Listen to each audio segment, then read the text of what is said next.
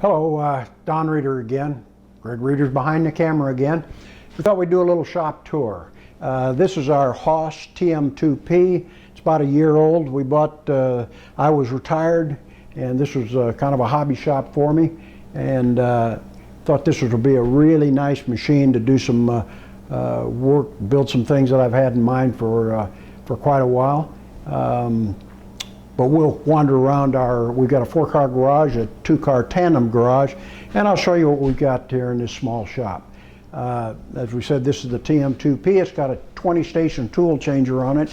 It's a 6,000 RPM machine with a 20-inch X, 20-inch Y, 40-inch X travel, 20-inch Z, and it's a nice little machine. It's good for what I consider light work, but it's a nice small machining center. Over here we have a Supermax Bridgesport style machine. It's got a power feed on the X-axis. I've got a mist control unit, two double heads, so we can squirt the mist in from both sides if necessary. Got a 3-axis digital readout and a quick change spindle unit on it, so we can change tools out fairly rapidly. It's a variable speed head also. Okay, well, let's go over this way, Greg. Keep you guessing. This is a Grizzly 14-inch swing, 40-inch center engine lathe. It's a real nice, I consider it a really good grade of hobby shop machine. It's very light duty. Probably not a great commercial machine, but you can do a lot of gunsmiths use this machine because it's a low-end machine, but still you can single tool threads and do most everything you need in way of gunsmithing. We plan on adding an SL2 Morisiki CNC down the road, but right now we don't have the use for it, so we'll get by with our little Grizzly. We just got some storage there. Here we've got a little TIG welder. This is my old Blade Master belt sander. I bought this probably back in 1960. Built a lot of knives on it and used it in just general machine work. It's kind of on its last legs. We've had to build some makeshift hardware here to make it run. But it still runs, as you can see.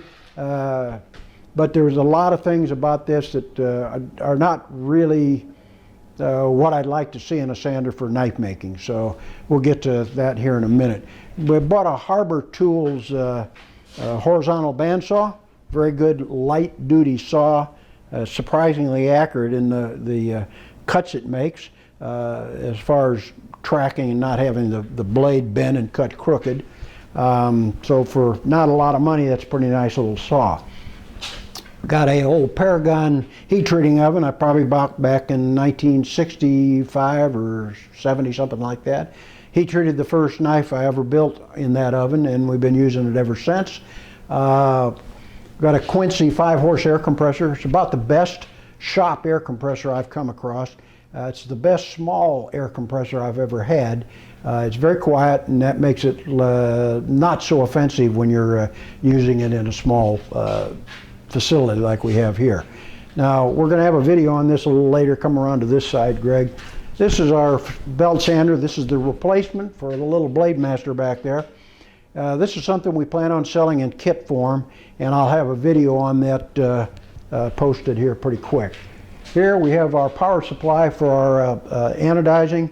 We've got a anodizing tank with a duct system here, just a vent-a-hood. We've got 2 tanks, sulfuric acid. That's a 4-to-1 or 3-to-1 mixture, 1 part sulfuric battery acid, which is also fairly dilute sulfuric acid solution, into 4 parts of distilled water. You can stick your hand in it, it won't hurt you, so it's not real dangerous, but you wouldn't want to get it in your eyes. I've stuck my hand in there and grabbed the part many times. Rinse your hand off and you're in good shape. So it's not, sounds dangerous, but it's not. We've also got a secondary bath. In other words, the primary solution, the sulfuric acid solution, is in one tank, and we got a secondary tank in case we get any spill, and also this, we put ice into this solution. This is just water in there, just tap water. We keep ice in there to control the temperature of the solution. We like to keep it between 65 and, let's see, 60 and 75 degrees, and throwing a bag of ice in there and sloshing around lets us have good control over that. We keep our stabilizers and degreasers all in tanks down there. We've got some stainless steel heating tanks, little hot plates, so we can control, we can put our solutions in to heat them up. And next we've got, of course, our air conditioner here, but we've got that's a Chinese phase 2 hardness tester. I've had that since about probably 1975. It's old, but it works. I'm old and I still work, so I guess we're getting old together. Let's see, we're back to our machining center. Here we have a Powermatic 13-inch vertical bandsaw. This is a geared machine, so we got high speeds as well as low. High speed for cutting wood, plastics, anything like any soft materials, and for when you get back into and aluminum. When you get into steel, we got to slow it down. It's got a power unit that lets us change gears and drop into a low range, so you can drop that blade speed down so it'll stand up when you're cutting steel. Let's see, got a bank of toolboxes here.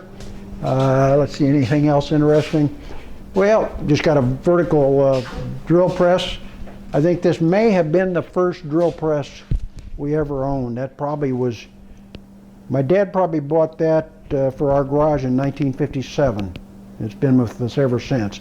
This is my dad's old toolbox. He didn't, he was a tool instrument maker for Texas Instruments. He didn't believe in spending a lot of money. So he's got an old Craftsman toolbox, and that's his original box. He was a horologist, which was it's a study of time. He actually had a degree in watchmaking. When the Timex watches came out, he sold his jewelry shop because he thought that was kind of the end of things as far as a watchmaker was concerned. Went into machining, became a tool and instrument maker for Texas Instruments, and he retired from Texas Instruments back in the 1960s, I guess it was, and we opened our first shop. Started out in another garage, but in a garage just like this. Well, it was a two-car garage, and it went on in about 1963 or 64. Opened our first shop in a commercial building, and I sold that shop about 10 years ago and retired. So we're back at it again. I guess that's about it in the shop. We'll be adding some things as we do. We'll cut some videos on that. So we appreciate your watching. Be sure to like us. Bye-bye.